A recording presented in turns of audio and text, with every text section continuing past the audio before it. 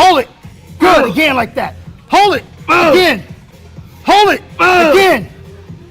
Again. Don't fucking stop. Come on. You better show these motherfuckers. Good. 4. Oh, in. 3. Stretch this way. Hold it. Drive. Good. Hello guys, तो मैं ले आया हूँ body building की बहुत सारी नई अपडेट्स और वॉइस आज थोड़ी सी डाउन लगे ना तो समझ जाना यार, मैं थोड़ा सा टायर्ड हूँ बट वीडियो तो बनाना ही था। एनीवेज आज की फर्स्ट अपडेट में बात करेंगे हम कियान पियर्सन और शॉन क्लाइडा के बारे में। तो इन दोनों की बात हम इसलिए कर रहे हैं गाइस क्योंकि पहले भी कई बार कर चुके हैं, लेकिन अभी करने का रीज़न ये है कि ओलंपिया टीवी की बैटल हुई थी। देखो इससे पहले हम देख चुके हैं ओलंपिया टीवी पे बैटल जहाँ पे जेरेमी बॉन्दिया और एरिन बैंक्स की बैटल हुई थी लास्ट ईयर। उसके बाद क्रिस बमस्टेड, वेस्ली विजर्स, उर्स कैल्सिंस्की और रमॉन्टिनो, इन चारों की बैटल हुई थी। और लेटेस्ट हमने देखी थी निक वॉकर, सैमसन रॉडा और डेरेक लैंसफोर्ड की। उसके बाद गाइस अचानक से एक मच अवेटेड बैटल ये लोग लेकर आ गए हैं कियान पियर्सन और शॉन क्लाइडा के रूप में, and it was insane guys. मतलब क्या बोलूं, हमने सोचा नहीं था कि हमें ये बैटल देखने को मिलेगी, बट एक ऐसी बैटल जो हम देखना हमेशा से चाहते थे, बिकॉज इस बार के मिस्टर ओलंपिया गाइस एक बहुत ही बड़ा अट्रैक्शन इन दोनों की बैटल ही रहने वाली है, because they both are insane, they both are very dedicated. और सच में गाइस जिस तरह से दोनों ने इंप्रूव करा है ना, मतलब शॉन क्लाइडा तो अभी भी इस एज में आकर भी मतलब अपनी इंप्रूवमेंट्स का ग्राफ इतनी ऊपर ही रख रहे हैं कि बिल्कुल भी पता ही नहीं लग रहा कि ही इज अबव 40। उसके बाद कियान पियर्सन ने एक ही साल के गैप में इतना ज्यादा अपने आप को इंप्रूव कर लिया है, बिकॉज देखो लास्ट ईयर इनको टाइटल मिल गया, लेकिन इस बार इनको उसे रिटेन करना था और इस हिसाब से इन्होंने वर्क करा है। अब देखो यहाँ पर अगर मैं इनकी वॉर के बारे में बताऊंगा, एक इंसीन बैटल जो हमने देखी है, a battle before the battle, a war before the war, एक अपनी अपनी स्ट्रेंथ का मुजाहिरा ये होते हुए देखा हमने इस वीडियो में। In this entire video guys ये दोनों हमें रिमाइंड करा रहे थे कि 212 डिवीजन इज नॉट डेड, क्योंकि बहुत सारे लोग बोलते हैं ना कई बार कि 212 डिवीजन इज डेड, तो कई बार इन्होंने अपने मुंह से इस बात को रिपीट करा कि 212 is not dead guys. 212 was dead. You better think twice next time.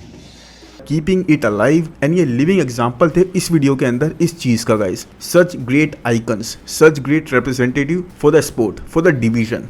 Shawn से स्टार्टिंग में यहाँ पर पहले तो पूछा गया कि वैसे अब आप टाइटल लूज कर चुके हो तो आप किस तरह से फील कर रहे हो, या फिर क्या रीजन था कि आप समझते हो कि टाइटल आपने क्यों लूज करा। तो जैसा कि आई थिंक लास्ट ईयर मैंने अपडेट में कवर भी करा था, वही रीजन शॉन ने यहाँ रिपीट करा कि मैं अपने फैमिली बिजनेसेस में लग गया था, कुछ ब्रांड लॉन्च कर रहा था, तो इन चीज़ों में थोड़ा सा डिस्ट्रैक्ट हो गया था। बट कोई नहीं, अब चीज़ें अलग हैं। I am very focused, I am very determined. और साथ में गाइस इन्होंने बहुत ज़्यादा रेस्पेक्ट दिया है कियान पियर्सन को। साथ में गाइस कियान पियर्सन ने भी काफ़ी रेस्पेक्टफुली इनके बारे में बातें करी और बहुत ज़्यादा इनके बारे में तारीफ करी। बाकी इसके बाद गाइस कियान पियर्सन से पूछा गया कि क्या चीज़ आपके हिसाब से डिफिकल्ट है, गेनिंग द टाइटल या फिर मेंटेनिंग द टाइटल। तो जिसके बारे में यहाँ पे कियान पियर्सन ने बहुत अच्छा से जवाब दिया गाइस। कियान पियर्सन इस तरह से ट्रेन कर रहे हैं कि उन्होंने कभी टाइटल जीता ही नहीं है। वो इस तरह से प्रिटेंड कर रहे हैं अपने आप कि कभी टाइटल जीता ही नहीं है, वो अपने फर्स्ट टाइटल के लिए जा रहे हैं, to keep the hunger alive. And Shaun Clarida एक क्रेजी चैंपियन है जो उनको पुश कर रहे हैं इस चीज के लिए, तो ये बात बहुत ही अच्छी लगी। इसके बाद गाइस शॉन से ये पूछा गया कि वो किस तरह से ट्रेन कर रहे हैं, क्या चीज वो चेंज कर रहे हैं अपने वर्कआउट में, अपनी रूटीन में इस बार। तो शॉन ने इसके बारे में ये बताया कि उन्होंने इस बार ना अपना प्राइवेट जिम बना लिया और वहां पर ट्रेन कर रहे हैं। एक एटमॉस्फेयर बहुत ज्यादा इंपॉर्टेंट होता है आपकी ट्रेनिंग के लिए, आपके माइंडसेट के लिए, और वही चीज इन्होंने बनाई है। अपनी ही पर्सनल जिम, प्राइवेट जिम में ट्रेन कर रहे हैं, सारी चीजें चेंज हो गई and he is feeling like he is in a totally different zone.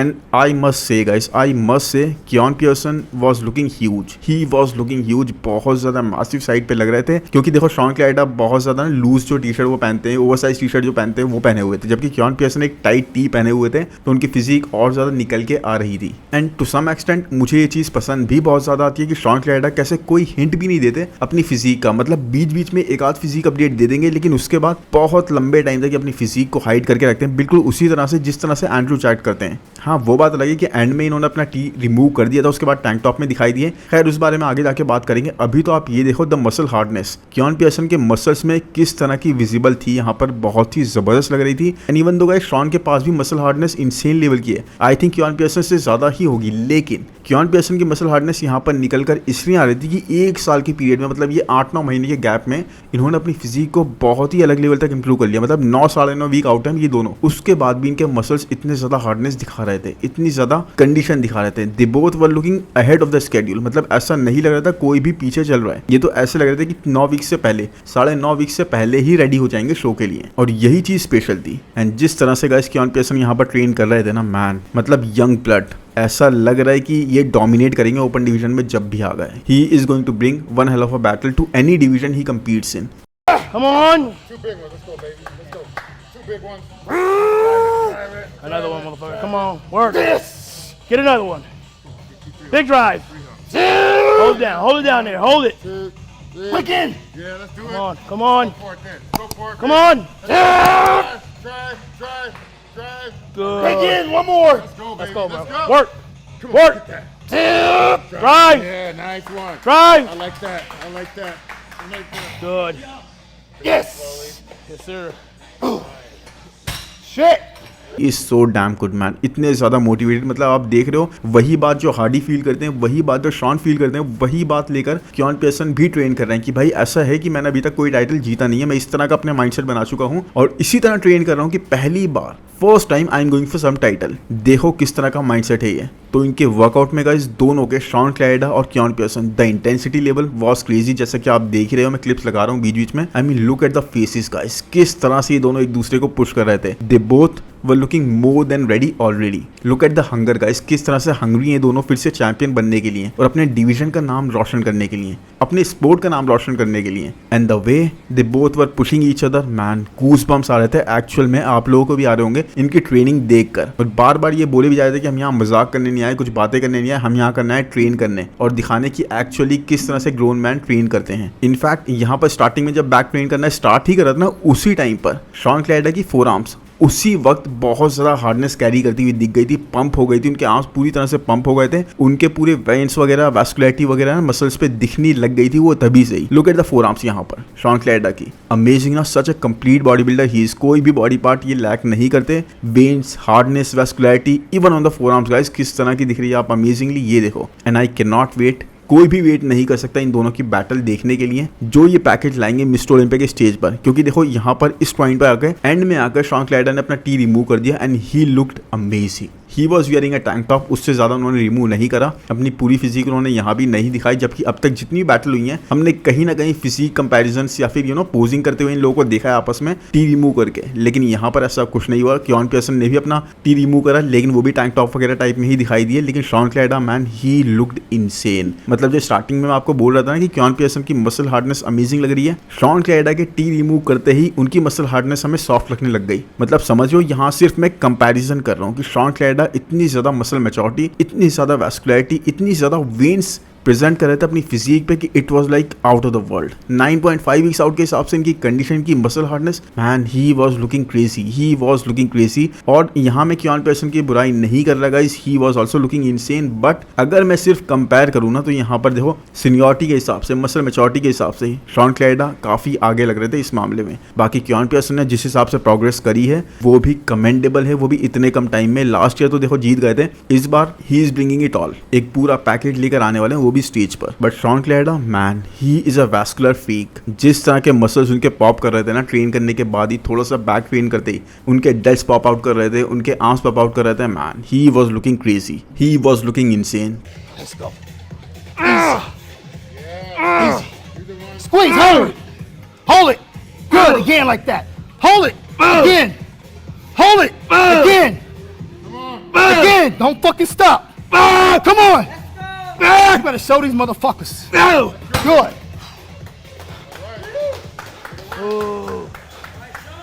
तो बस यही है, अब वेट नहीं कर सकते गाइस इन दोनों की बैटल का। बहुत जल्दी हमें मिस्टर ओलंपिया के स्टेज पर देखने को मिलेगी। बट ये ओलंपिया टीवी पर सेशन हुआ है, मैं लिंक शेयर कर दूंगा डिस्क्रिप्शन में, आप लोग जरूर देखना। एक बहुत ही अमेजिंग वीडियो आपको देखने को मिलेगा, ये एक्चुअल बैटल जिसका इंतजार इस बार के मिस्टर ओलंपिया के लिए बहुत ज्यादा हो रहा है guys. 212 division is also on peak और ये बैटल भी बहुत ही अमेजिंग, बहुत ही स्पेशल है। तो एनीवेज अब इसके बाद चलते हैं गाइस नेक्स्ट अपडेट पे, जो कि है एंड्रू जैक की। Andrew Jack is also ready to win 3rd Texas Pro title guys. Guys अपना टाइटल डिफेंड करने आ रहे हैं यहाँ पर, डिफेंड करके तीसरी बार ये टाइटल अपने नाम करेंगे। एंड हर कोई वेट कर रहा है गाइस इनकी अपीयरेंस का, हर कोई वेट कर रहा है कि स्टेज पर ये कैसे आते हैं, बिकॉज इनकी इंप्रूवमेंट्स के बारे में सबको पता ही इन्होंने करी है। ऑफ सीजन एक अच्छा लिया है, बट फिजिक मैन पूरी तरह से ना वो रिवील करने वाली चीज अभी तक नहीं हुई है। कहीं पे रिवील करी भी है तो फ्रंट पोज दिखाया है सिर्फ, वो भी एक फोटो के थ्रू। कहीं पर ये सोनाबाद से बाहर आ रहे हैं तो उसके बाद इनकी फिजिक का एक ग्लिम्स मिल रहा है जहाँ पे ही इज नॉट पोजिंग, जहाँ पे हम इनकी फिजिक को भी पूरी तरह से नहीं देख पाते। साइड शॉट हमें देखने को मिला इस तरह से गाइस, इसीलिए हर कोई देखना चाहता है कि भाई कैसे ये दिखते हैं, क्योंकि जितनी भी अपडेट्स अभी तक देखने को मिली है, even in the tank top guys, even in the tank top he looked classy, he looked massy. But actual में गाइस अब रिवील होगा कहाँ पर ये स्टैंड करते हैं, बिकॉज देखो ट्रस्ट मी, अगर एंड्रू यहाँ पर अपनी पुरानी फिजिक से 30% भी अप हुए ना, 30% भी अपनी इंप्रूवमेंट्स के साथ आ गए और ज़्यादा इंप्रूव आ गए, he will be in the conversation of the title totally. इनको टाइटल की कॉन्वर्जेशन से कोई बाहर नहीं कर पाएगा, इतना अमेजिंग इनका पैकेज हो जाएगा सिर्फ 30% अपने पैकेज को अप करने के बाद। क्योंकि देखो जजेस are already after shape, and जब शेप की बात आती है ना, जब एस्थेटिक्स की बात आती है, तो ना तो सैमसन डॉडा पकड़ में आएंगे, ना डेरेक लैंसफोर्ड, और सबसे आगे यहाँ पर एंड्रू जैक्ट होंगे इस रेस के अंदर। उनके आगे इन दोनों की फिजिक भी फीकी लगने लग जाएगी। Andrew is second to none when it comes to aesthetics. It just अभी मसल मास के जजेस वर वेटिंग की मसल मास थोड़ी सी ऐड करके आएंगे, थोड़ी सी इंप्रूवमेंट्स और करके आएंगे, थोड़ी सी वो थिकनेस हमें साइड शॉट्स में दिखनी चाहिए हाइट के हिसाब से, तब जाके हम कंसीडर करेंगे। उसके बाद भी गाइस टॉप 5 ये ऑलरेडी क्रैक कर चुके हैं, तो देखो कितनी बड़ी उपलब्धि है ये। एक पर्सनैलिटी है एंड्रू जैक्ट की जो कि ना चलते में पता लगता है कि भाई मिस्टर ओलंपिया वाली पर्सनैलिटी है। Even in the tank top guys, आप जिम के अंदर इनको देखोगे ना, जे कटलर और कितनी सारी क्रिस कॉर्मियर और कितने सारे लेजेंड्स ने ऑलरेडी ये बोल दिया है कि भाई एंड्रू जैक्ट ऐसी फिजिक है कि आप उनको पास में जब रियल में देखोगे ना, तो आप देखते रह जाओगे, आपकी आंखें उन पर से हटेंगी नहीं। एक ऐसी फिजिक है, एक ऐसी प्रेजेंस है उनकी। तो वही है गाइस, ऐसा ही एग्जांपल ये लोग देखना चाहते हैं, बट लेट्स सी ऐसा हमें कब देखने को मिलेगा। वैसे बहुत ही जल्दी, आई थिंक 2-3 दिन के अंदर हमें पता लग जाएगा कि एंड्रू जैक्ट का पैकेज, उनकी इंप्रूवमेंट्स, उनकी फिजिक अब किस तरह की लग रही है। जो इतनी अपडेट्स नहीं दी ना उन्होंने, अब तो भर भर के अपडेट मिलेगी, बिकॉज पोजिंग ही देखने को मिल जाएगी उनकी टोटली। एनीवेज इसके बाद चलते हैं गाइस नेक्स्ट अपडेट पर, जो कि है लेस्लो किराली की। And Laszlo is also competing in Texas Pro, इसीलिए guys he is also looking ready. तो देखो यहाँ पर अगर अपडेट की बात करें, he is looking insane guys. पूरी ड्राई साइड पर है, पूरी डिप्लीटेड साइड पर है, वैस्कुलरिटी पता लग रही है। अभी देखो इनके साथ ना एक इशू भी आया था जब ये टेक्सास में लैंड करे थे, तो आई थिंक 1-2 दिन पहले लैंड करे थे। वहां पर एयरपोर्ट पर ट्रांसफर्स के टाइम पर इनका सामान थोड़ा सा मिसप्लेस हो गया, तो थोड़ा सा उसके लिए परेशान भी हो गए थे और वेन्स को लेके भी परेशान हो गए थे, लेकिन आई थिंक वो सामान इनको बाद में मिल गया था। But anyways let's talk about the physique that is actually exceptionally classic. देर है तो बस अपने लेग्स को गाइस उस लेवल पर ब्रिंग अप करने की, बट ग्रीनीनेस देख लो, वैस्कुलरिटी देख लो, और जबरदस्त। मतलब वैस्कुलरिटी और ग्रीनीनेस भर भर के इनकी फिजिक में पता लग रही है। हाँ, स्मॉल साइड पर ये दिख रहे हैं अभी, क्योंकि डिप्लीटेड है। अब देखो शो होने वाला है, डिप्लीटेड और ड्राई होने का टाइम ही यही है। अब बाकी वेन जब हिट कर दिया ना इन्होंने क्लासिक डिवीजन के साथ, यही है कि भाई आपको बहुत ज्यादा डिप्लीटेड होना पड़ता है, ड्राई होना पड़ता है, क्योंकि वेन का चक्कर जो है ना बड़ा भयंकर सा है। अगर आपने वे हिट नहीं कर पाए और आप इतने ज्यादा नोन नहीं हो, या फिर वहां पर जो वेन कर रहे होते हैं उनके माइंड पर भी डिपेंड करता है कि भाई वो आपको दोबारा अलाउ करें या ना करें। तो इसीलिए सारे एथलीट्स बहुत ज्यादा ड्राई साइड पे हो जाते हैं, चाहे उनको कितनी ही प्यास लग रही हो, पूरी तरह से पानी वानी छोड़ देते हैं वे कम करने के लिए। और बाद में अब इनका देखो वे इन हो जाएगा, उसके बाद ये कार्ब लोडिंग वगैरह स्टार्ट करेंगे और उसके बाद इनके मसल्स फुलर और बिगर साइड पर अपीयर करेंगे। वो मसल्स ना पंप करेंगे इनकी स्किन के बाहर। So even though Alex Cambronero is also competing here, उसके बाद भी guys Laszlo is still going to be the deal to beat. I mean words enough नहीं है गाइस डिस्क्राइब करने के लिए इनकी फिजिक के बारे में, इनके शेप के बारे में, इनकी लाइंस के बारे में,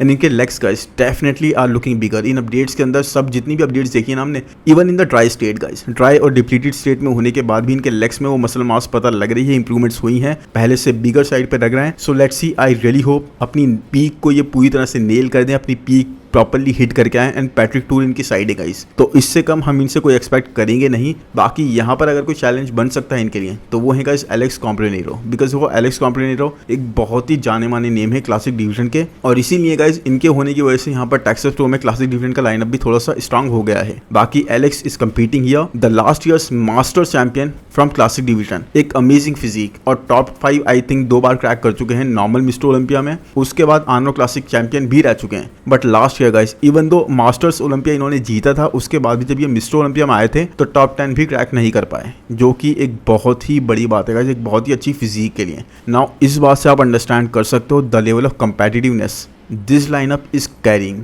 बट इनकी फिजिक को देखने के बाद गाइस 2 वीक्स आउट की अपडेट है, उसके बाद की इन्होंने अपडेट वगैरह ऐसे कोई पोस्ट नहीं करी। तो 2 वीक्स आउट वाली अपडेट्स के अंदर इनकी फिजिक जो हमें देखने को मिल रही है, ही is looking great guys, he is looking on point and carrying a really defined and detailed package. And इनके बारे में भी यही है गाइस कि बहुत ही रेयरली होता है कि अपनी पीक मिस कर दें, नहीं तो ऑलमोस्ट हमेशा ये पीक हिट करके आते हैं बिल्कुल परफेक्टली। सो फाइनल्स में यानी फाइनल कॉल आउट में मैं इनको और लेस्नो क्लाली को आसपास खड़े हुए देखता हूँ। बाकी एक अच्छी बैटल हमें यहाँ भी देखने को मिल सकती है। और अगर इसके बाद गाइस नेक्स्ट अपडेट की बात करें ना, तो वो है मार्टिन फिट्जवाटर की। मार्टिन फिट्जवाटर ने भी 10 वीक्स आउट हमें अपडेट शेयर करी है। और यहाँ पर इनकी फिजिक अगर देखें हम गाइस, तो ऐसा लग रहा है कि डेट्रॉयट प्रो के बाद में, यानी कि नहीं डेट्रॉयट प्रो नहीं, आई थिंक लास्ट शो इनका न्यूयॉर्क प्रो था। न्यूयॉर्क प्रो के बाद में आई थिंक इन्होंने थोड़ा सा छोटा सा ऑफ सीजन लिया तो जरूर है, बिकॉज वो मसल मास बड़ी हुई लग रही है, लेग्स भी भारी साइड पे लग रहे हैं, ऊपर अपर बॉडी भी देखेंगे तो हैवियर साइड पे लग रही है। कंडीशन और शेप इंटैक्ट है। 10 वीक्स आउट के हिसाब से फिजिक ऑन पॉइंट लग रही है, कंडीशन ये पूरी तरह से नेल कर सकते हैं। और अभी तक इन्होंने इस तरह से करी ही है हर एक शो में, यानी कि 2-3 शो जितने भी करे इस साल में, सब में बहुत ज़्यादा इंप्रेस करा है हर एक बंदे को, हर एक जज को और हर एक फॉलोअर को। तो वही है, इनसे उम्मीदें काफ़ी अच्छी हैं टॉप 10 क्रैक करने की। बाकी ये देखना है कि राफेल ब्रांडो के ऊपर प्लेस कर पाते हैं या फिर राफेल ब्रांडो इनसे ऊपर प्लेस करेंगे। तो let's see how it goes for him.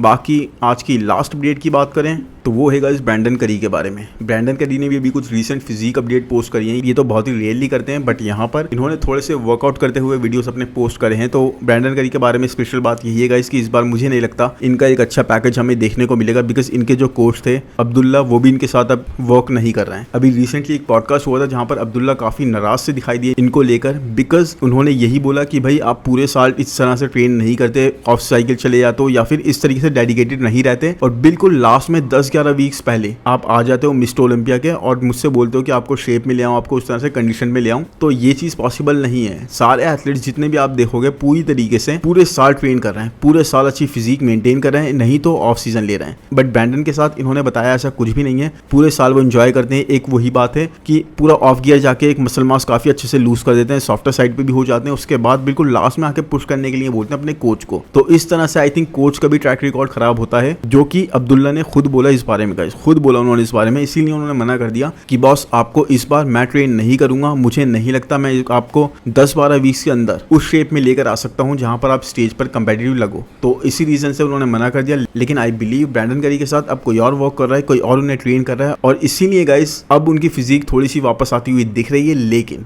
अभी भी गाइस बहुत ज्यादा नहीं अपने स्केड्यूल से पीछे लग रहे हैं। तो मुझे डेफिनेटली लगता है कि ये साल ब्रैंडन करी का ऐसा होगा कि इनकी प्लेसिंग और ज्यादा गिर जाएगी और इस बार first time I think top 6 के बाहर आ जाएंगे। वैसे भी दूसरे एथलीट्स जिस तरह से इंप्रूव कर रहे हैं ना, कोई चांस है ही नहीं आपका कि आप इंप्रूव ना करो और वहीं पर प्लेस हो जाओ। आपकी प्लेसिंग वहीं पर तो आएगी ही नहीं, आप इंप्रूव करने के बाद भी बहुत मुश्किल से अपनी प्लेसिंग रिटेन कर पाओगे। इस तरह का लाइनअप होता जा रहा है। बाकी लेट्स सी मैन, अगर ब्रैंडन करी ने हम सबको गलत प्रूव कर दिया तो इस बारे में भी बात कर लेंगे। बाकी आई होप आज का वीडियो आपको पसंद आया होगा। पसंद आए तो प्लीज़ लाइक कर दो, एफर्ट्स को बिल्कुल अप्रिशिएट करो। नहीं पसंद आए तो डिसलाइक कर दो यार, चैनल को सब्सक्राइब कर दो, नोटिफिकेशन बेल को दबा दो, कमेंट सेक्शन में ज़रूर बताओ वीडियो आपको कैसा लगा। बाकी मिलते हैं नेक्स्ट वीडियो में। Thank you, bye bye, good night.